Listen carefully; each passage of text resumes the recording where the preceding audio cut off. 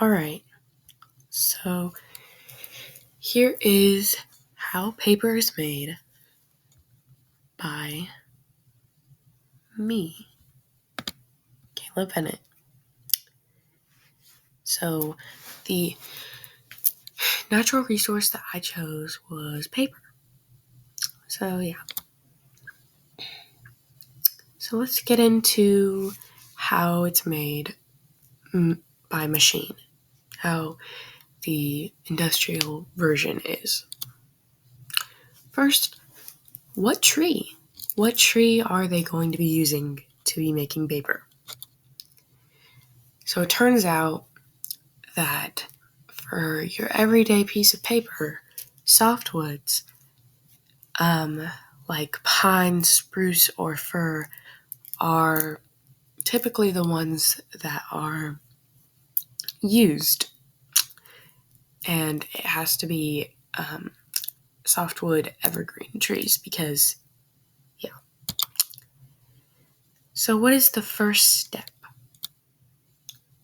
The very first step after the trees are cut down and brought in are debarking them.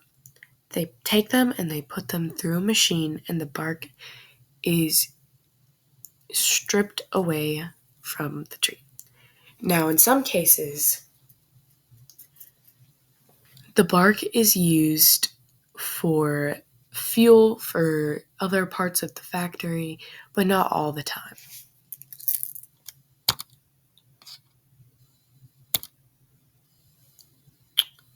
So the next step that they go through is, now that the logs are completely without bark, they take them and they put them into a machine where it turns it into wood chips because it's easier to break down once it's not a whole tree.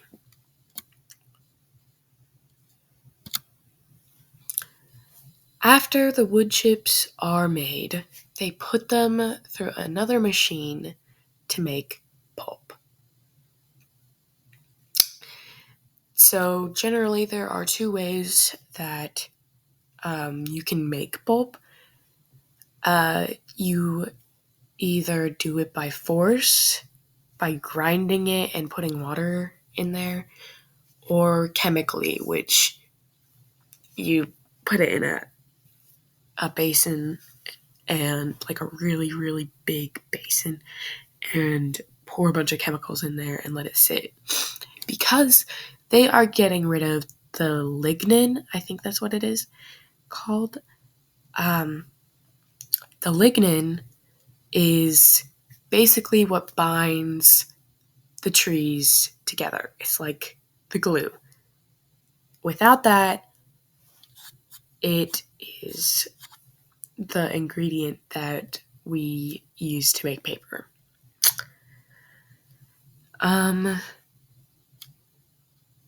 So then, after they are made into pulp, they're put into another mixing area. And typically, this is what most paper does.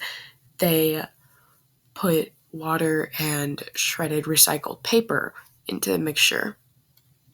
Paper is usually an ingredient, but not all the time.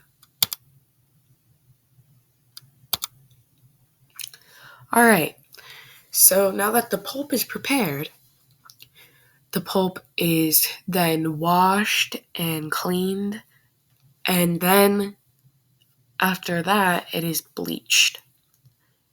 So usually they try to do it the least harmful way. And the one that most of them use is chlorine dioxide.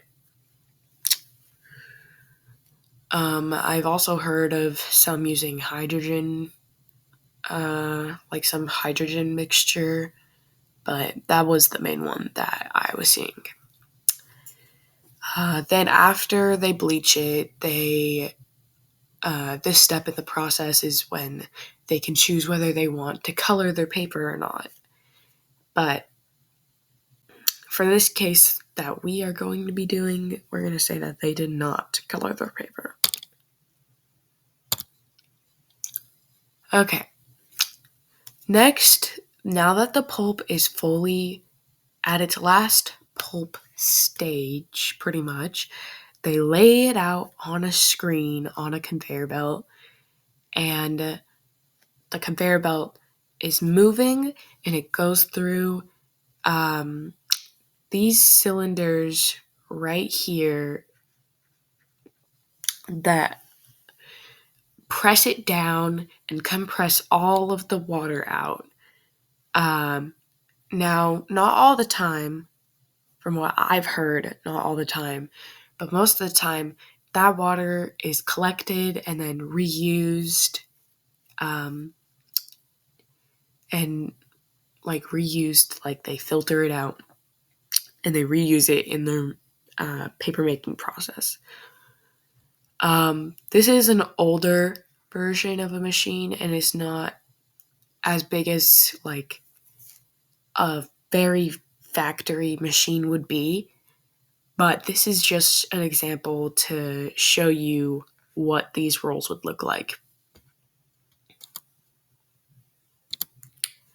Okay, so now that the pulp is pressed down, it's confined, it's just a big sheet of, well, paper, but not completely paper. Now they are put through the same kind of cylinders, but drying cylinders. So these ones, they are heated and it dries the paper, and it's now completely paper. You can draw on it, write on it, all that stuff, print on it. But the paper has to be cut to the size for whoever they're making it for. So like printer paper or, I don't know, poster paper, all that stuff. So once the paper is cut, it is then ready to be packaged so that they can ship it out to their customers. So what does this look like on a human level? Well, what I did, I went near my house and I was thinking, I'm like, what tree should I use? So I chose the Douglas fir. The Douglas fir is a softwood evergreen tree. So, and it's also used in paper making from what I saw. So I picked up quite a few of those, and from what it sounds like, the amount of wood that you need from the trees is so much to make a small amount of paper. So the amount that I gathered would probably get me at most a piece of paper. But what I would do, because I did not make the paper, because I was not required to, this is what I would do if I was going to make it. I would take the branches that I gathered and I would break them up into a sawdust consistency. My grandpa has a bunch of tools like saws and stuff, so that would be pretty easy. I would then take that sawdust, put it in a blender, add water, and then I would probably also put shredded paper in there, kind of as a binder like they do. And then I would put the lid on, turn the blender on, and then that would be my pulp. I would take that pulp and I would put it out on a mesh frame, like how they give you in those paper making kits. Because I've made paper before, but it wasn't completely natural. But I think you might know what I'm talking about. Then I would set the pulp out on that mesh frame and I would allow it to dry until it would be completely without water. And I would probably also put a press down on it, like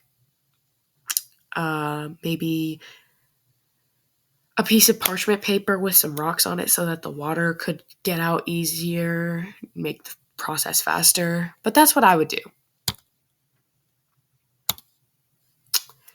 So, what are the effects of the industry on the environment? Well, waste pollution. Because of the chemicals that are being put in the paper, even though they're not as harmless, not everybody does the same process. Because these chemicals are being put into the water in the process of making the paper, and not everybody's recycling their water as well, it can get out into the environment, which is not very good for the environment. Um, Waste pollution. There's a lot that goes into making paper. Not everybody uses all of their wood chips back through their production for fuel. So they can completely just waste that product. Not everybody, what's another example? Not everybody, as I said before, they put their chemicals out and then where do they go after that? They're not going to be used, I can tell you that for sure. One big major part, deforestation. I think this was kind of a no-brainer. Um, Deforestation is definitely a major part of the effects of the industry because this is, I think, from what I was reading, 40% of the trees that are cut down is from paper making, which is kind of crazy to me. That's a lot. So that's definitely an effect of the industry. So another one, air pollution. Well, the air has to go somewhere, right? So it's going to go up in the sky because of um, all of the processes and chemicals that are being put in the paper. The air is being polluted. And oh my goodness, I was reading that it's one of a strong contributor to greenhouse gas. So that's great. So that's the effects of the industry. So what could we do to make it, in quotes, better? Obviously, it's not going to be completely better, but improve it to make it less impactful. Some things that I came up with is we could come up with a way to use every resource in the process. So like some people how their factories recycle the water or use the bark chips for bark chips for fuel through their process, which I think that's great. Um, Maybe use not harsher. Oh my goodness, less harsh chemicals in their process. You know, so that they don't make as much uh, greenhouse gas. That would be great. uh, Another way that we could make it better, uh, go paperless or less paper by using more technology because there's already a bunch of technology in the world.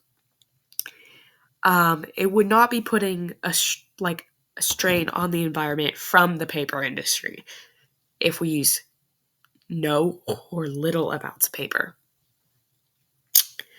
Um, Another way that I was thinking that I didn't write down here is maybe we could replant all the trees to kind of help um, kind of counter those effects of deforestation. Or maybe they have a tree farm that's just for making their paper instead of just cutting down random forests. That would be great. So here are my sources, and that is all.